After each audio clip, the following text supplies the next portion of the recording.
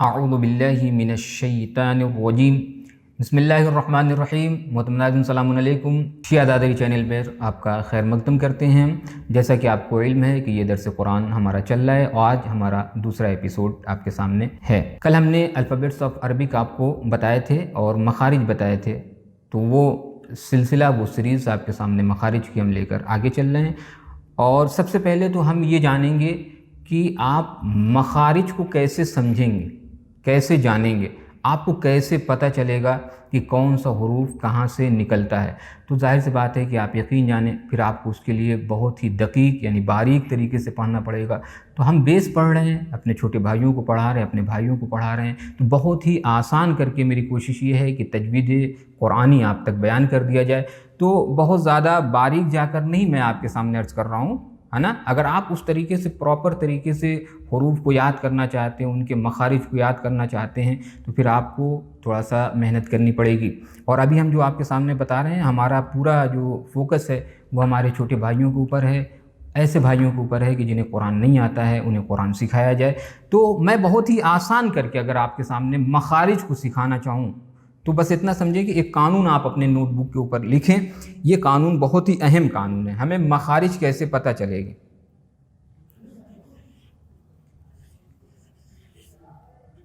मखारिज जहाँ से हुरूफ निकलते हैं, ठीक है, ये हमें कैसे पता चलेगा। तो एक तो इसका मामला ये है कि इसे हम रट लें यानी याद कर लें, ठीक है। और या दूसरी मैं आपको टिप्स बता दे रहा हूँ, है ना, एक बहुत ही आसान सी। ये कानून लिखें आप, कायदा, ये कायदा है मखारिज जानने का। इस पर तवज्जो करेंगे। कौन सा कायदा है ये? मखारिज जानने का। जब किसी हर्फ का मखरज, मैं समझा रहा हूँ शुरू से आपको, मखरज कहाँ क्या कहते हैं, यानी जहाँ से हुरूफ निकलते हैं। जब किसी हर्फ का मखरज जानना हो तो हर्फ के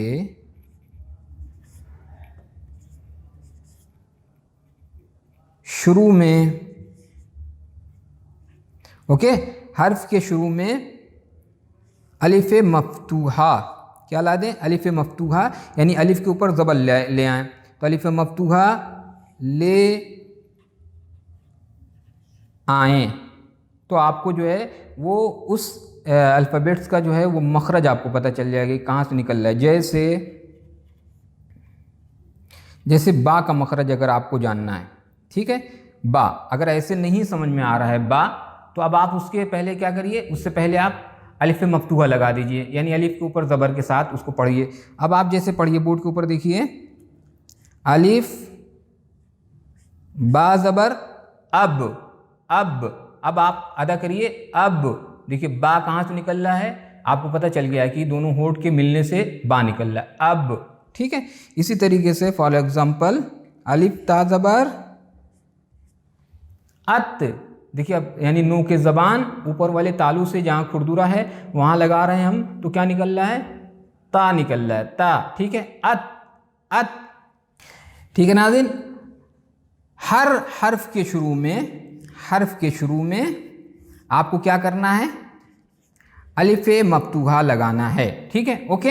ये बहुत आसान सा, बहुत ही सिंपल सा कायदा मैंने आपको बता दिया है ताकि आप इसके ट्रिक से जो है वो तमाम हुरूफ के मखारिज को समझ सकें। मैंने फॉर एग्जांपल भी आपको जो है वो कुछ चीज़ें समझा दी थी। अब और आगे देख लीजिए, मसलन लाम के आपको मखरज को समझना है कि लाम कहाँ से निकलता है, तो उसके शुरू में आप अलिफ लगाइए और अलिफ के ऊपर ज़बर लगा दीजिए। तो अलिफ लाम ज़बर अल, देखें ना, अल, तो नो के ज़बान यानी नो के ज़बान यानी नोक का सिरा और ऊपर वाला तालू जहाँ से जो है खुरदुरा है, ठीक है, अल, बिल्कुल क्लियर हो रहा है। अब अगर आपको मीम का जो है मखरज जानना है तो उससे पहले अलिफ के ऊपर ज़बर लगाइए और कहिए अम।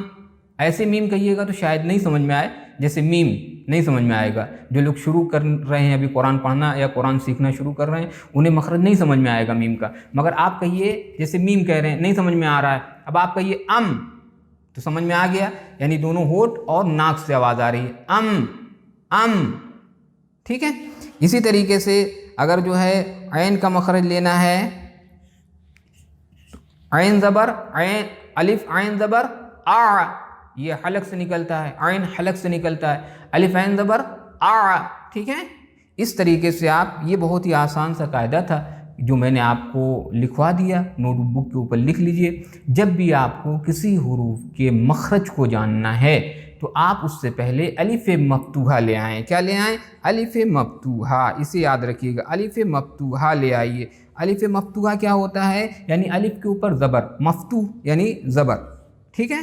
अलिफ मफ्तूहा ले आएँ, इसे बोलते हैं फ़तहा। ज़बर को क्या बोलते हैं? फ़तहा, ठीक है। ये ज़बर जिसके ऊपर आता है उसको बोलते हैं मफ्तूह। क्या बोलते हैं? मफ्तूह। तो ये अलिफ के ऊपर आ रहा है, ये ज़बर है ना, ये फ़तहा अलिफ के ऊपर आ रहा है, तो अलिफ क्या हो गया? अलिफ मफ्तूह हो गया, ठीक है। जब हमें, बहुत तवज्जो से सुने, जब हमें किसी भी हुरूफ के मखरज को जानना है तो हमें उस हर्फ के शुरू में अलिफ मफ्तूहा ले आना है। बहुत ही आसानी से हमें उस हर्फ के मखरज का इल्म हो जाएगा और हम जान जाएंगे कि हुरूफ कहाँ से निकलता है। इंशाअल्लाह इससे आगे हम कल आपको पढ़ाएंगे। खुदा हाफिज़।